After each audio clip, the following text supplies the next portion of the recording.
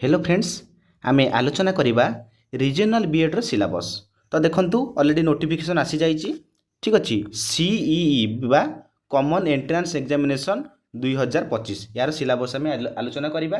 देखिबा जो हमर रीजनल बीएड केते प्रकार आ सिलेबस कोन रहउछि, केउ पोर्शन केते मार्क आसुछि, नेगेटिव मार्क केते अछि एवं गोटे ठीक कले केते मार्क आमे पाइबा।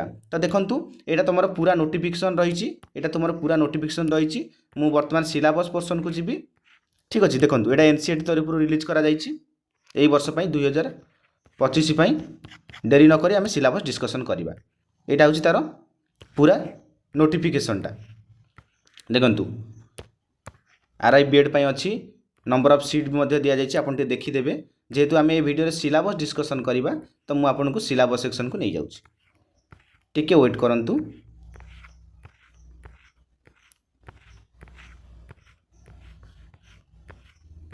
ये हूँ पूरा नोटिफिकेशनटा आपन चाहिए पॉज करी मते देखि पारिबे। ठीक अच्छे ओके।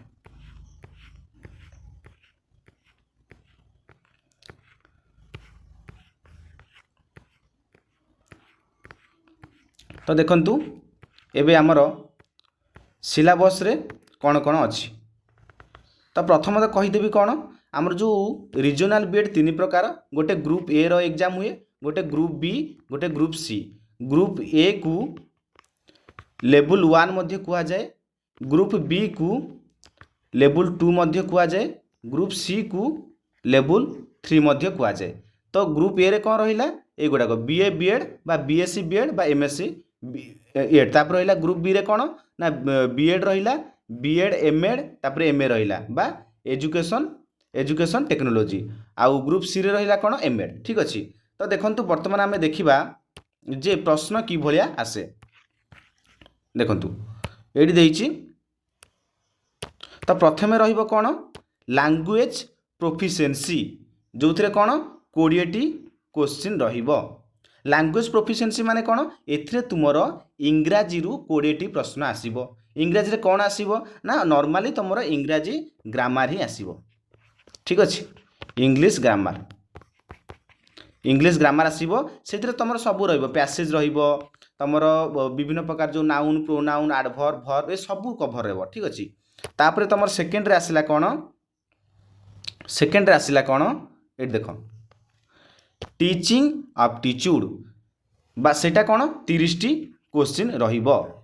टीचिंग एप्टीट्यूड एथर तुम टिके ध्यान दब जो एनईपी 2020 को बेस करी सेथुर प्रश्न आसीबो। आउ तुमर एनसीएफ बोथ 2005 आउ एनसीएफ 2000 केते आगु जोटा रही 2000 आमर 23 हो कि 2005 हो, एथिरु तुमर क्वेश्चन मस्ट आसीबो। से ऑलरेडी ये नोटिफिकेशन मेंशन करिछि, ध्यान दब। टीचिंग एप्टीट्यूड आसीबो सब क्वेश्चन किंतु एथिरु बेसी इंपोर्टेंस दिया जिवो। आउ एथर जानिथिबो बाल बाटिका बा शिशु बाटिका एटा लागू होईछि। ठीक अच्छे शिशु बाटिका बा बाल बाटिका एथिरे मध्ये आपण टिके ध्यान देबे। तापर लास्ट पोर्शन रहिला कोन तमरो लास्ट पोर्शन कौन रहिला रीजनिंग एबिलिटी, जो थिरे कौन 30 टी क्वेश्चन आसीबो।